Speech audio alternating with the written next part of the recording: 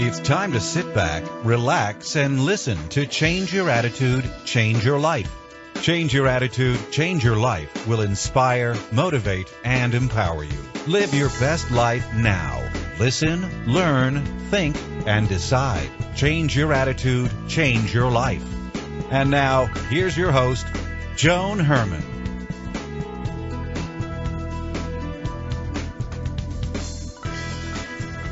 Welcome to Change Your Attitude, Change Your Life. I'm Joan Herman. Thanks for tuning in. Change Your Attitude, Change Your Life brings you interviews with some of the most inspirational and influential people in the world. It's our goal to educate and empower you so you can live your best life now. Thank you for taking time for yourself, and thank you for letting us be a part of your life. We have another great show for you today. We all experience pain, and we accept it as being human. Pain is such a big player in our lives that we search for ways to relieve it, which often brings more pain.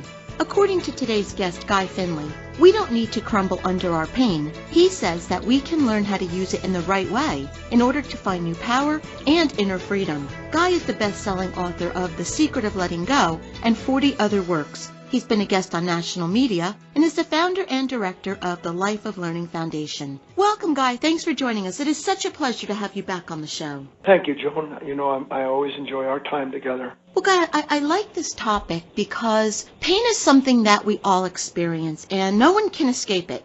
But much of the time, we think that it's just a normal part of life and we accept it. And it seems like this pain is getting deeper and deeper. If you look at statistics, suicide is up and people feel lost and they're anxious and they're depressed. So what is it that you believe is happening that's making us feel this way?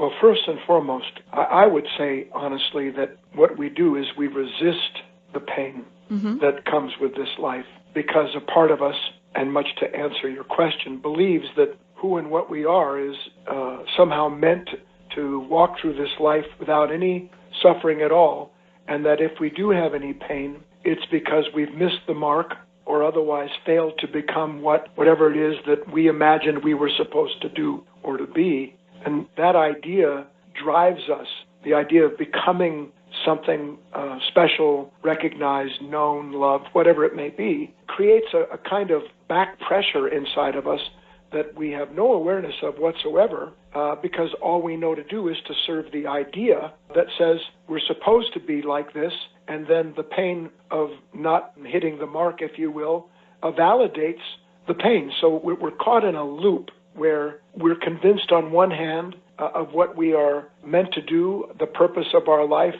and can't reconcile that there's a relationship between this pain that won't go away, that we resist, and the fact that we have misunderstood the purpose of our life.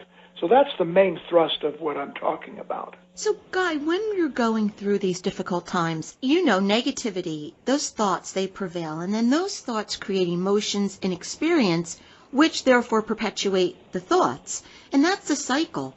So what advice do you offer to help someone become conscious of those thoughts and make a switch? You know, this is a big question, Joan. Let me I know we have precious few moments, so I'll run through this story very quickly. Imagine a man who goes to a fourth world country.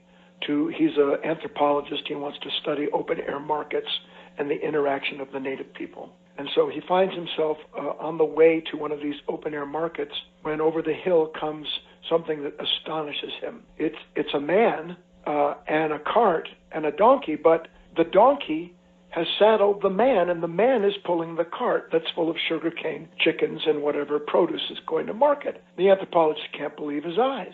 How could a donkey saddle a man?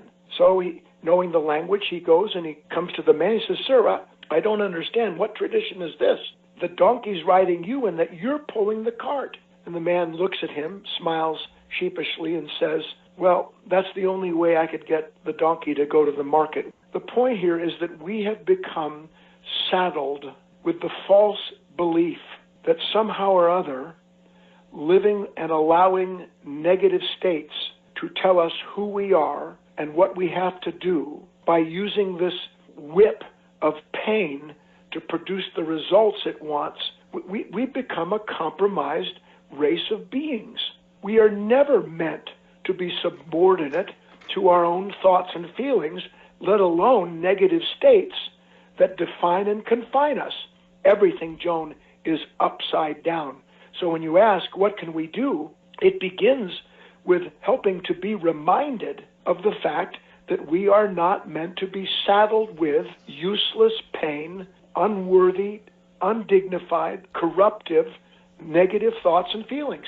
Once we understand that, if we can feel the truth of it, then when something tries to mount us and drive us to market, so to speak, we can recognize, experience the presence of that familiar pain and its pattern and understand, all right, look, you are not my boss. You don't ride me. In fact, you don't belong in my life, let alone saddling me. So, Guy, once we recognize that pain, then how do we turn it into power? That's the beauty of what we're talking about, Joan. Do I need power if I can wake up and recognize where I'm agreeing to be made powerless? I'll say it again. If my problem is unawareness of the fact that roles have been reversed, I have become the subject of my own thoughts and feelings, and that in that subjugation I am made to suffer in the pursuit of their ends and goals, do I need to do anything other than become aware of how I have agreed to be made powerless? Isn't the search for power in our lives the attempt to overcome what presently overcomes us? And if we see that what we're overcome by is a mistaken relationship with our own thoughts and feelings, then the moment that awareness grows, so does the powerlessness disappear. So once we see pain for what it is, we're released. Yes, it is not our authority. Right. Look, when you have a toothache, God forbid, how many of us know that when we have a toothache, we're not exactly running a 4-minute mile to get to the dentist? Agreed? Mm-hmm.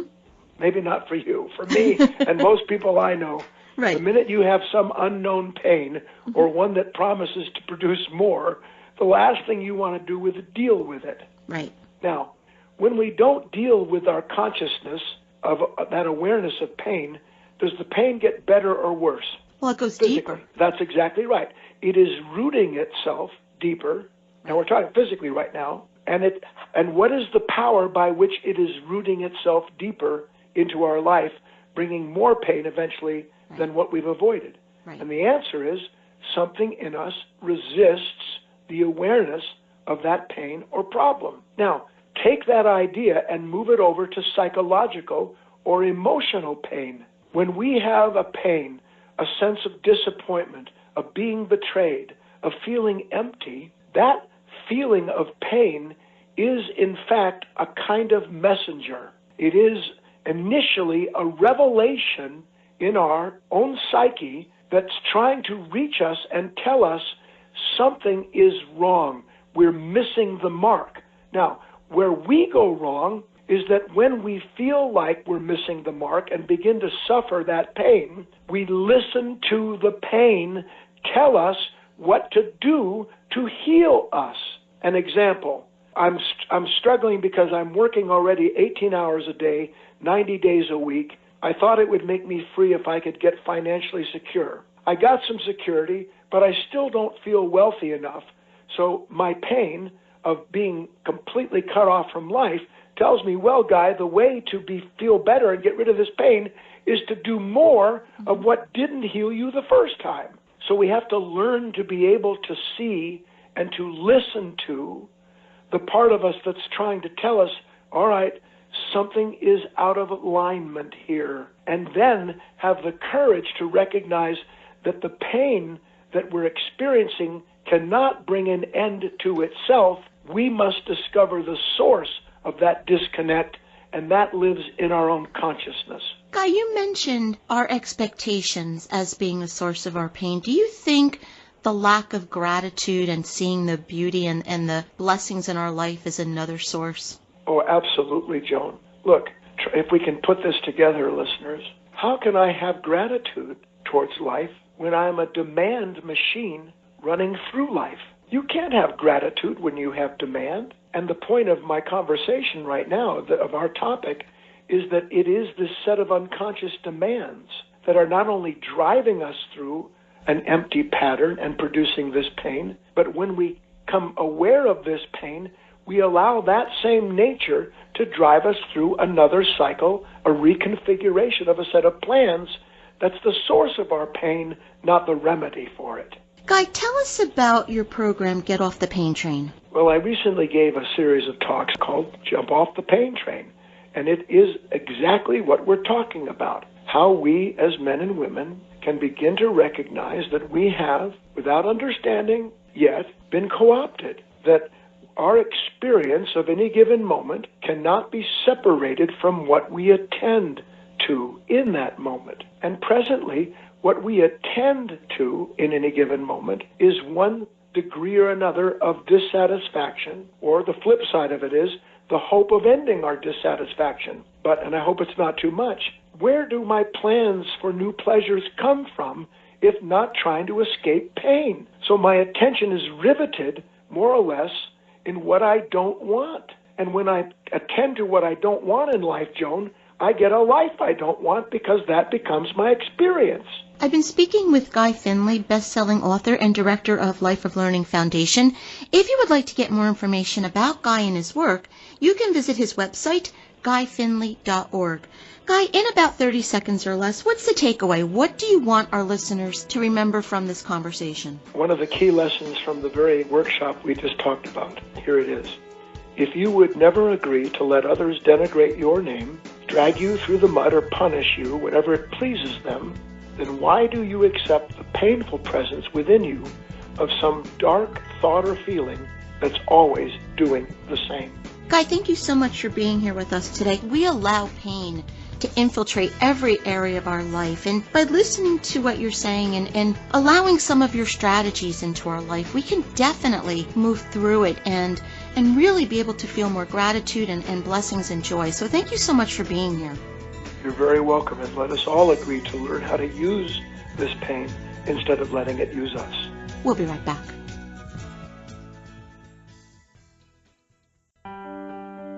Hi, this is Joan Herman, host of Change Your Attitude, Change Your Life. Did you know that Change Your Attitude, Change Your Life has a free monthly digital magazine that can be read online or emailed to your inbox? Every month, nationally recognized leaders in their field provide information to educate, inspire, and motivate you. We believe in a holistic approach to life, incorporating mind, body, and spirit. Check out a copy of Change Your Attitude, Change Your Life 24/7. Visit cyacyl.com and be sure to tell your friends.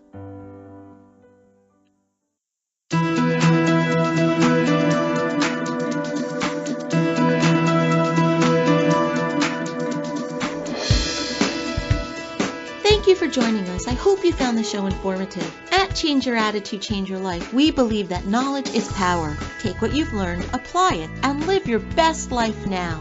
Remember that the information provided are the opinions of our guests and should never replace the advice of a professional who knows your personal situation. If you'd like more information, visit our website, cyacyl.com. While on the site, listen to past shows on demand, read our digital magazine, take part in the book club, check out our team, and be sure to follow the show on social media. Until next time, this is Joan Herman. Thanks for tuning in.